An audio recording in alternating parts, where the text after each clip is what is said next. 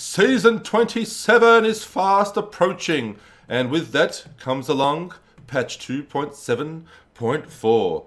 Let's have a look at what Season 27 is going to have in store for us. So it's a 16-day PTR test now. It begins on July 12th. It's the 9th here in Australia, but we're from the future.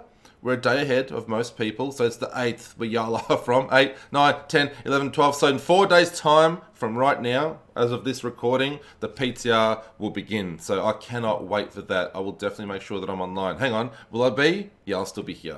I'm going away next weekend, but I'll definitely be here for at least a few days of PTR. I'll be away, then I'll come back and I'll keep on pumping out content. So focus on details, we know that. PTR testing tips. This is the juicy info we're looking for. Season 27 introduces a new type of consumable item called Angelic Crucibles. Once uncovered by Nephilim, these heavenly artifacts can be used to sanctify any equipable legendary item. Sanctify an item reforges it to have perfect ancient level stats on all affixes, while also preserving the item's legendary power. So I guess it's an easy way to get a primal ancient. Would that be right? It sounds like it's pretty much going to be an instant primal ancient using these potions. In addition, this process adds one of 3 new powers unique to each class. Now this is where shit gets interesting, kind of like the soul shards that provide unique abilities to your class, and kind of like ethereals that also had some unique abilities. So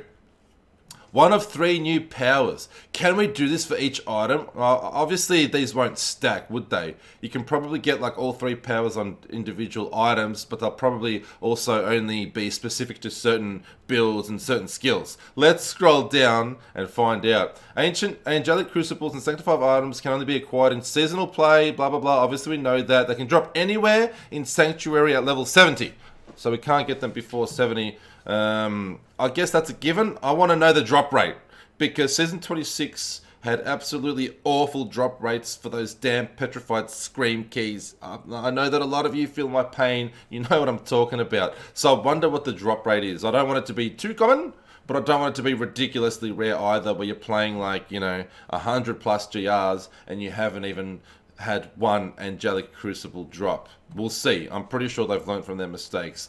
Players can obtain as many sanctified items as they would like. However, only one sanctified item can be equipped at a time. Well, that kind of answers my question from before, getting excited about having like 3 different abilities and possibly having them stacked. So only one item at a time can be equipped. Okay, I'll get ya. Sanctified items can be sanctified again using another Angelic Crucible, so you can swap them around. But only one item can have this ability. It makes sense. It's still probably going to be a big buff. No stats are preserved when sanctifying an item.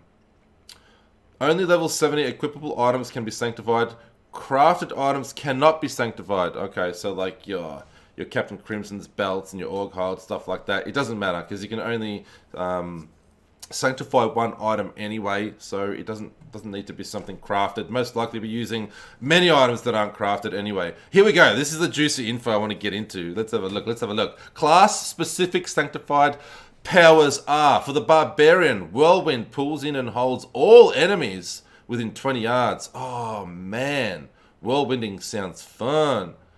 Nothing like you getting whirlwind, and imagine like using like that what's it called that the monk does? I forget now. The ability that pulls everything in. Imagine like doing that on your Barbarian while whirlwinding. This is going to be pretty crazy. Hammer of the Ancients hits in all directions around the barb. Every 7th cost of Hammer of the Ancients unleashes a powerful shockwave. Alright. Hitting enemies generates stacks of Tempest Rhythm. Activating Wrath of the Berserker consumes 50 stacks of Tempest Rhythm and startles enemies within 16 yards, causing them to take 0.5% increased damage per stack for 10 seconds. Max 100 stacks. So what's that? 50% extra damage. Wow, okay. Well, that's going to be interesting too.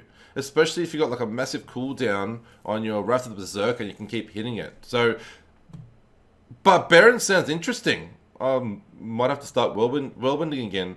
Crusader. Blessed Hammer now crackles with energy, damaging enemies within 15 yards of its path. All runes but Dominion now throw the hammer in a direct path in front of the Crusader. Every 2 seconds, call down Fist of Heavens on random nearby enemy. After casting Falling Sword, you descend from the sky with 2 archangels that wield immense holy skills and benefit from your holy damage skill modifiers. Interesting. Demon Hunter. Strafe now casts the last non-channeled hatred spending ability casted. Okay. So kind of like a non-channeled hatred spending ability. Okay. So kind of like God Set on steroids. Instead of using like the primary skill that automatically casts, it's going to be a non-hatred spending one. The last, okay, so you can definitely, like, whatever you're using that's a non-hatred spending ability, it's going to automatically cast it. Casting Vengeance unleashes a barrage of rockets that deal damage equal to a percentage of the enemy's current hit points. Percentage per rocket is reduced if the enemy is an elite or boss. What? Why? We want to do max damage on elites and bosses and zerg them. Still might be good though. This effect cannot occur more than once every 60 seconds. It's a bit of a long time. Like when you're doing a rift in under 2 minutes, you might only get one of those barrage rockets. Do you know what I mean? It's not going to be very common because these days we're doing rifts so fast in under 2 minutes. We only get that buff once. But anyway, firing cluster arrow concentrates its explosive force into a piercing ray of light. Well, I mean, the strafe one sounds interesting to me, but again, we have to test it. The other ones don't really sound like they're going to be very beneficial to Demon Hunter, but I don't know. They don't sound like on paper. It doesn't sound like, you know, much of a buff or anything, but we'll have to test it out once PTR begins on July 16. The Monk. This will be interesting. Casting Wave of Light now summons a bell at the target location that deals damage. When the caster attacks the bell, up to 7 bells can be active at one time. Okay. All way of 100 fist combo punches use the second stage combo punch. The target of your 7-sided strike is barraged with spiritual punches for 15 seconds that can only affect one enemy at a time. Necro, the golem now picks up corpses within 20 yards. Each corpse it stalls allows you to cast any corpse spending ability with the max number of corpses consumed per cast. Wow, up to 30 corpses can be stored. That's going to be interesting too. Enemies within 50 yards are constantly assaulted by the army of the dead, unconventional warfare, while the item is equipped. Really? That sounds a bit OP. Within 50 yards are constantly assaulted by army of the dead. Hitting enemies with Death Nova 5 consecutive times adds a spirit that afflicts an enemy every 5th cast of Death Nova. Up to 3 spirits can be cast at once. Necro sounds good. Necro sounds real good. Witch Doctor. We're nearly there. Sorry that I'm reading them. I'm very excited. I'll have to read them all. Witch Doctor. 5 seconds after casting Haunt, all haunted enemies within 50 yards are pulled to the Witch Doctor. Another pulling ability. Like Cyclone Strike is the skill that I couldn't think of the name for the monk. It's almost like the Witch Doctor and the Barbarian get Cyclone Strike. I like abilities like that. Definitely. I like pulling them in and just exploding enemies. Horrify becomes an aura that causes enemies to receive 15% more damage and deal 15 less damage in addition to other effects. Ooh, yeah. This might see players drop the what's that the dagger called with the armor ability? I forget now. I haven't played Witch Doctor for such a long time, but you know what I'm talking about. You have to use your dagger to get like 10 stacks of the damage decreasing ability. I forget what it's called now. Someone help me, please. It'll come to me anyway, just like the monk ability did. Wizard.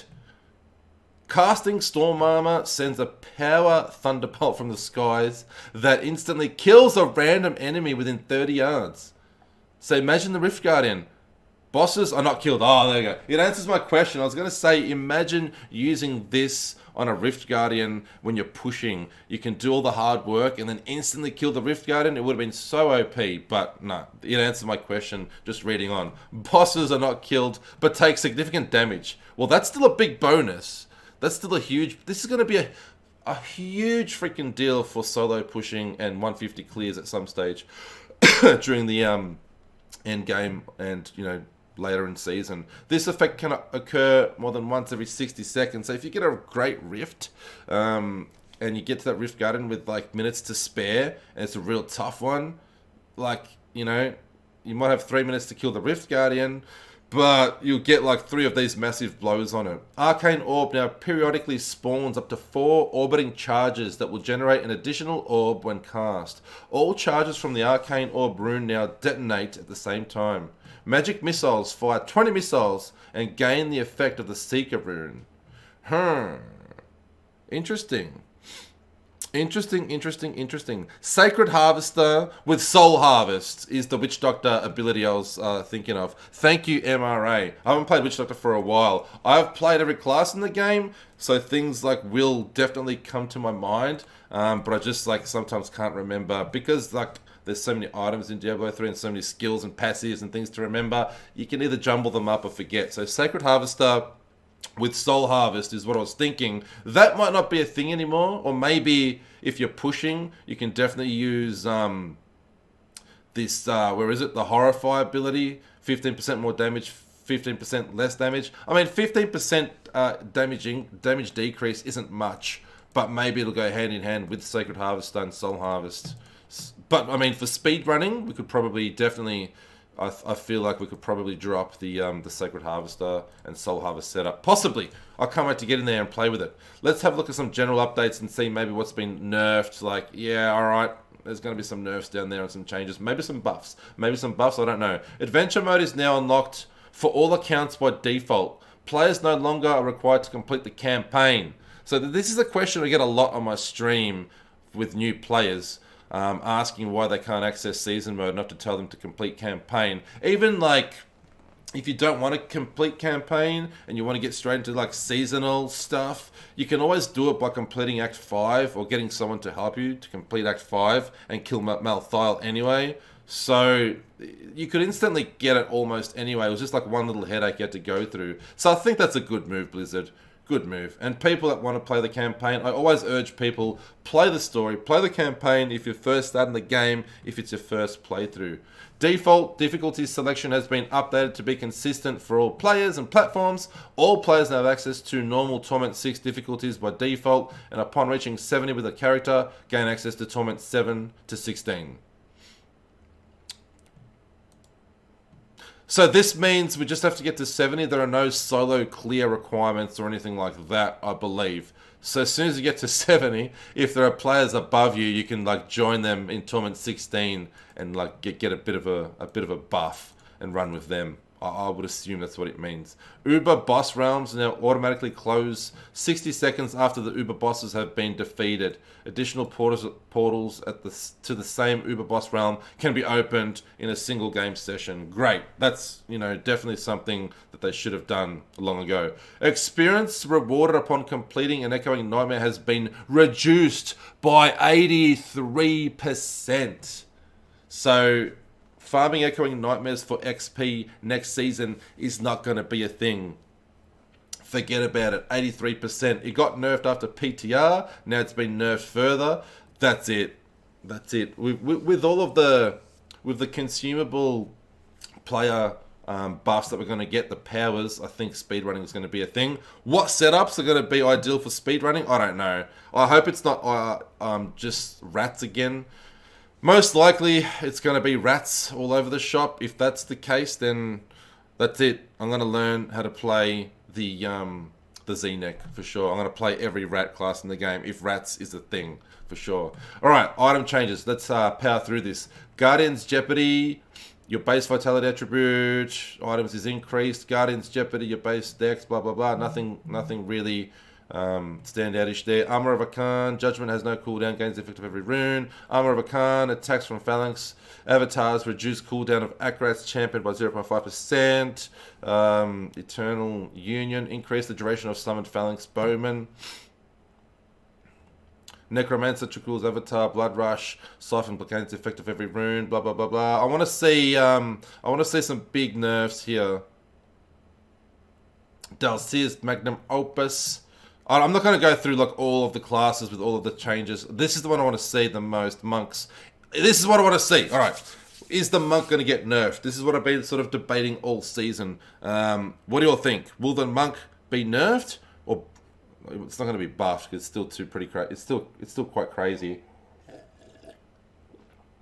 All right, let's have a look. The 6-piece bonus for Inner's Mantra.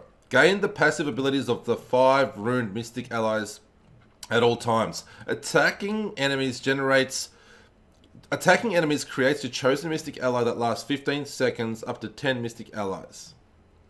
The damage of mystic allies is increased by 900% for each mystic ally you have out. Was that a nerf, or is that a... What was it before? Was it 900% before, or was it something ridiculously high? Developers note, Inner's Mantra monks have been riding high on the waves of success for several seasons. It's time to bring it. It's time to bring in the Nerf Shark. Ah, okay.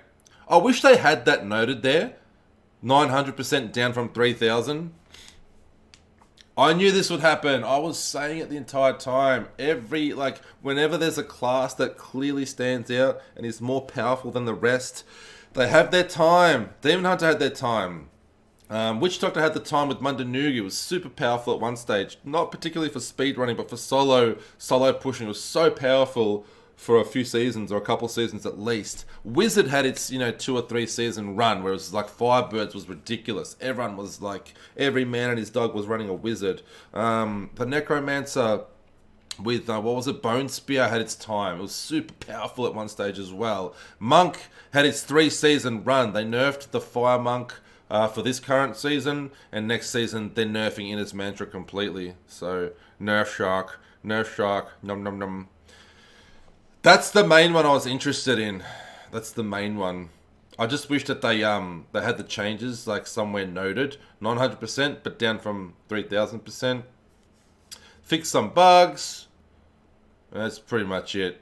So, there are some changes to the Wizard. I don't know if Del Sears and Tel Rashes have been buffed or not. Again, it doesn't tell you what the old stats were, and I haven't played Wizard enough for such a long time that I can't remember. There's no way I'll remember. So I would assume that Wizard and Crusader have had a bit of a buff. Maybe the Necro as well. But again, we'll have to test it out. Tragouls. Maybe it's going to be a season of Tragoul, because Tragoul uses the Skeletal Mages, does it not? So maybe it's going to be a new type of rat with a bit more survivability, because rats have been super squishy previously. So if it's like a Tragoul Skeletal Mage build, maybe like it's going to be something super powerful next season. We shall see. See you later. I'm not buying followers. Banned. So yeah, it's exciting times. I can't wait to test out the Necro Wizard and Satyr and see if they have indeed been buffed. Off the top of my head, I'm not too sure. But then again, we also have to test out the consumable abilities that we went through earlier on. All these class-specific powers. You have three different powers for each class in the game, but you can only have one equipped at a time on one item. So it's going to be interesting. Kind of like a different version of Soul Shards. It's not going to be as powerful as Soul Shards and Ethereals, but it's still going to be exciting. I'm excited. Please join me on PTR on July the 16th. See you there, and I'll see you in Season 27. What class is everybody playing? Let me know in the comments, and right here if you're live today in the chat section.